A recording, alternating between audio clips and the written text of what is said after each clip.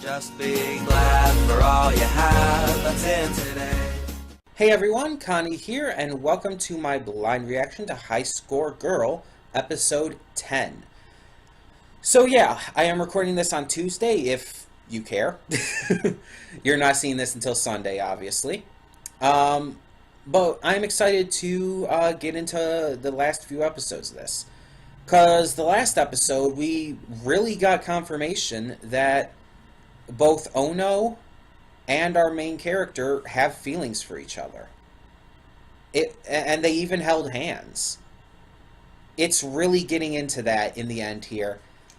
And I don't know, I'm still kind of worried about the entire thing with, what's her face? I cannot think of her name right now. I can never think of their names when I'm trying to, you know? The blonde girl. You know who I'm talking about. I'm still kind of worried because, I don't know, it feels like they might go into this kind of love triangle-like little plot line with these last few episodes. But at the same time, the show's actually been avoiding that kind of stuff, too. Because we know that that girl likes our main character. So it's hard to say. This series has been great, though. This series has truly been really wonderful. Again, I wouldn't put it like top 10 or anything like that. Probably not even top 20. But it's definitely a really good series. And as I've said in the past, important. The way it celebrates gaming culture and the accuracy with which it portrays it is wonderful. It's a celebration. And I kind of went into it last time. We found out that the creator of the series would have been just a little bit older than our main characters were during this time period. So it's very likely that the creator did experience this kind of stuff. Did experience this gaming culture when he was growing up. Which adds that level of authenticity to it. Especially with how just authentic the series is. I definitely believe it. I definitely believe, maybe not to the level of our main character, but I definitely believe that the creator did experience this kind of thing. That they did find solace in video games. And that he was a big player. And probably experienced these specific kinds of games. Street Fighter 2, Fatal Fury, Mortal Kombat, all of these kinds of games. And heck, he could have competed in tournaments like we saw just a few episodes back. These kind of things, it's like, this is what I want to see in shows like this. That level of realism and authenticity and passion. This series clearly has a lot of passion put behind it. It comes from a place of just a true understanding and care for the form of media on which it centers. And we need more anime like this. And it doesn't always have to be about video games. Have an anime about the movie industry. An anime about what it means to create music. Not just from our characters are into music clubs at school and stuff. No. About the theory behind creating music. About just the process of maybe like a rock band going through and having to write their songs from the ground up, work with producers and stuff. And I know that not all shows like this are necessarily great, and again, it's all opinion. Because there's a series that a lot of people love because it does this kind of thing, but I thought was extremely boring and just completely unwatchable, and that's Shirobako. Shirobako, I saw a few episodes of, and I could not stop it. I could not stop quick enough. It was so unbelievably boring. But I won't deny the realism put behind the creation of the art form and media it centered on. So I want to see stuff like that, but I also want to see it presented in a way that the normal person can kind of get behind. Because I feel like Shirobako appeals more to the people who study this kind of stuff, as well as, of course, the creators themselves. For a normal, everyday person, that kind of thing might seem a little boring, might seem a little tedious to sit through. While something like High Score Girl is from the perspective of those ordinary people. That's more of what I want to see. Maybe an episode like focusing on this young kid who wants to become a manga creator, a manga writer and artist, and all about their struggles with trying to figure that out and trying to figure out how to do it, and maybe even them not being good at it right away, having to work at it. That would be fine. I wouldn't mind seeing that, as long as, again, it's presented well. And again, it's all opinion, it's all subjective. In terms of what makes a quality anime, what is good presentation, all of that is subjective. Which is why there's no such thing as a necessarily good anime, objectively. I know a lot of people disagree with that thought. A lot of people say that you can objectively say what a good anime is or not. I disagree. I think if one person can argue with that point, then it can't be considered objective. And I mean legitimately argue. I don't mean like troll argue. If one person legitimately is on the complete opposite side and has points to back that up, then I think that that's valid. And that goes for any anime. I've heard people legitimately argue against Full Metal Alchemist Brotherhood, one of my all-time favorites. Up until Season 3 of My Hero, it was my favorite. I've heard people legitimately give arguments as to why they don't like it. And they're valid. Even though I don't agree, their arguments and their point is valid to them. And to them, it's not a good anime. And that's fine. And I mean, I can give the same kind of points to stuff like Neon Genesis Evangelion. Or Code Geass. Or whatnot. It's all subjective. And in my personal opinion, I think that this anime truly understands gamer culture and truly understands the passion needed to be put into this kind of story. And I think it's written well, I think it's paced well, I think the characters are very well handled. I think it's just a really solid anime. And if you disagree, that's fine. It's completely fine. But I'm going to share my opinions. I have no reason not to. I have every right to do so. But either way, in all seriousness, I'm excited to get into more of this. I would have done more than one episode, but I think I want to stick to one episode at a time with all the weekend stuff, as I've stated in previous videos recently. I think it's just the way I want to work the weekend stuff right now. One episode at a time, unless I really feel like I can get to more. If I really feel like I have the time and energy to get to more, maybe I'll do it every now and then. But I want to leave it to one episode on the average. That way I don't have to feel like I'm forcing myself. And that's, again, why I switched High Score Girl and Loud House with each other. That's why High Score Girl's on Sundays now rather than on Tuesdays, and why Loud House has moved to Tuesdays. Because Loud House, I definitely would want to do multiple episodes at a time. High Score Girl, I'm fine with doing one episode. And I want to keep the shows for the weekends, for those shows, that I can be fine with only one episode at a time. So yeah. So, last episode, it seemed like our main character and Ono both got into the same school. Our main character actually stepped back from video games, his passion, for months, to focus on legitimately studying so he could get into this high school with her. Because he didn't want to leave her. He didn't want to be without her. Because he loves her. It's very clear. It's very obvious. And I believe the series is labeled as a romantic series, so it makes sense. And I think he's just really starting to realize his feelings for her, and I don't fully think he understands them quite yet, but I think he's starting to, and that's good. That's good. I like that. And I like how, I mentioned last time, I like how this romance is built up. It's not instant. And I like how through their relationship even, our main character has actually evolved as a character. If you remember at the beginning of the series, he was kind of an asshole. He was kind of a cocky asshole when it came to gaming. But because of Ono and even this other girl, he's calmed down quite a lot. And he's still just as passionate about games. But he's become a better person. And I like that. I really legitimately like that.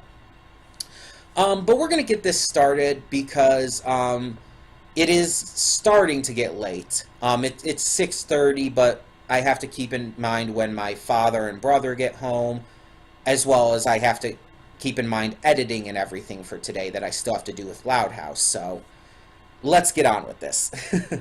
When the screen fades to black, pause this redirect and go to the description below. Follow the link to the reaction, and after you watch it, come back here to the redirect and resume play. Because after it fades to black and then fades back in, everything from that point forward will be my afterthoughts, and will contain spoilers to the episode. So that being said, thank you so much for tuning in, and I will see you at the reaction. Okay, and we are back, and we'll begin with spoilers in 3, 2, 1, now. I'm mixed on this. I'll be honest. And it's really, like, I have one little negative here that's bothering me a little bit. The fact that Haruo didn't get into the high school. Now, the last episode, a lot of it was in Japanese and everything, and I can't read kanji or whatnot, but I thought it was implying that he got in. It kind of felt like it was. And in this episode, we find out he didn't get in and has been avoiding Ono because of it. Because he feels unworthy. His self-confidence has taken a major blow. And he started to blame it on video games. On like, oh, he's been away from arcades for so long and everything. And so he needs to get better before he can reach her level again. And some shit like that. But here's my issue with this. I feel this makes last episode feel pointless. Last episode was one of my favorite of the series. The fact that he didn't get into the high school is a blow, in my eyes, to what last episode accomplished. The fact that he spent months away from gaming in order to focus on his studies to make sure he got into that school. All the great romantic development between him and Ono. The amazing just recognition and self-confidence he was gaining in himself. It feels like it was all just kind of thrown away with the revelation that he didn't get into the school. I get the idea of wanting to have him go under this self-confidence little arc here at the end and gain the confidence to see Ono again. I understand that, but I feel that would have been better if it happened in reverse. I think this kind of story should have happened first, and the series should have ended with him getting into the high school and continuing to be close to Ono, and even just validating the fact that they're in love with each other, and maybe even just confirming themselves as a couple. The fact that it goes into this right after that, and especially, again, with heavy implication at the end, it just the visuals and everything, even though I couldn't read it, with the visuals and everything, and the sound and the soundtrack and everything, so made it feel like it was implying he got in.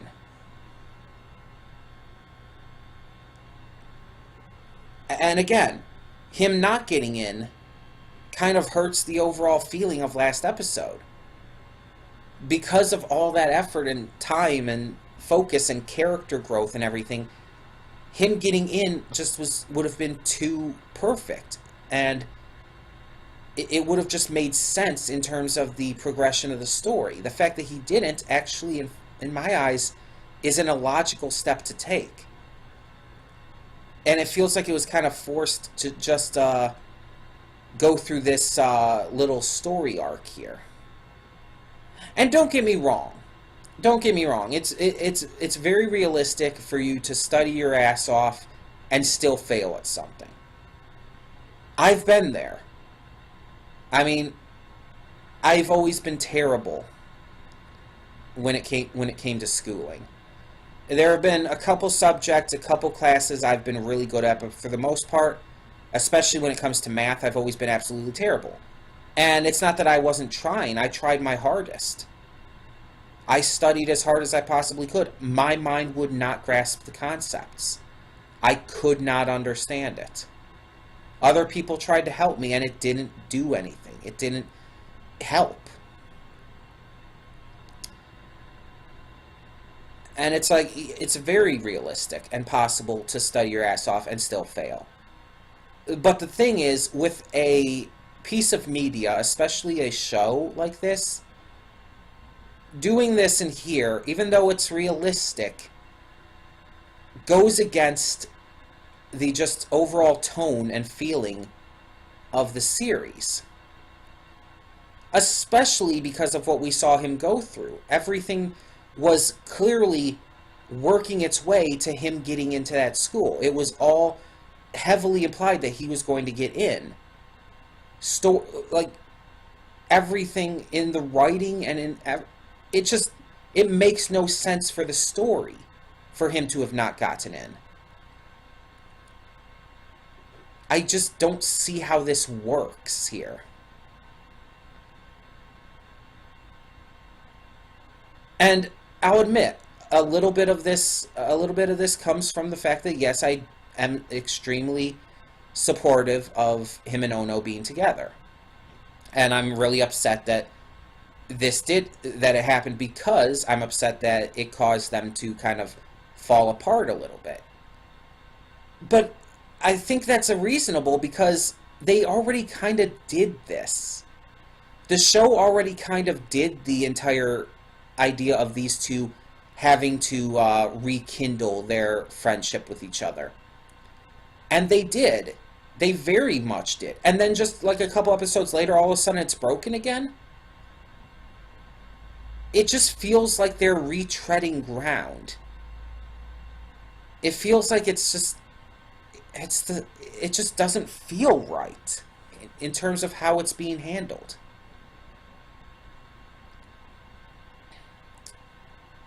But overall, it's not that I didn't like this episode. It was still enjoyable. And Hidaka was amazing, by the way. Hidaka is just awesome. I love her. I love her so much. And if it wasn't for Ono, I would definitely ship her with our main character.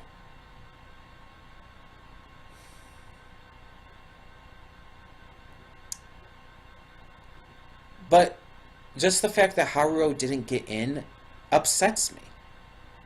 Because it just feels like it was just thrown in there. Like, it doesn't feel natural to the progression of the story. It does not feel like a natural choice to have him fail at that. Again, it may be realistic to a point, but in terms of a lot of these stories and stuff, sometimes you have to do what works best for the story. It's not like it's unrealistic for him to have gotten in. It just doesn't work in my eyes. It throws off a lot, and it feels like it's just trying to force a last-minute arc into these final 3 episodes. I honestly just really don't like how that was done. But yeah, Hidaka was awesome. I love how she's improved. I love just how adorable she is. Like, seriously. She's fucking adorable. I love her laugh. I love her cockiness. She's really evolved as a character, and I love it. I enjoyed the stuff with Meow and the other guy. I cannot think of his name. Mr. Sparkles a lot. I enjoyed their stuff. I loved how Sparkles was getting overly excited and freaked out by the metal game.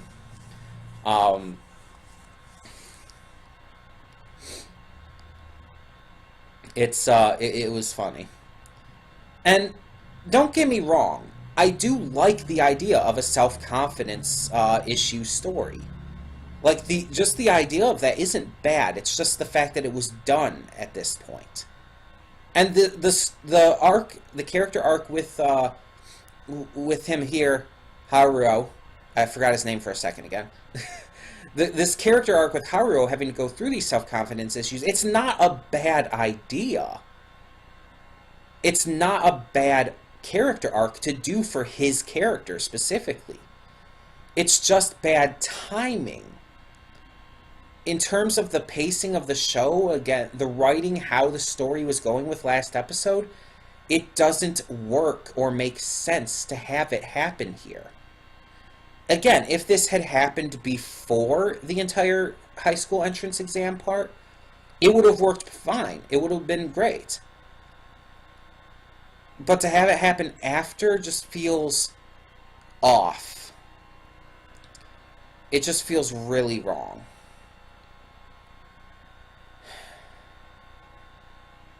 And yes, I know, by the way, that it's linked to the fact that he didn't get into high school, but they could have come up with some other reason why he was having these self-confidence issues.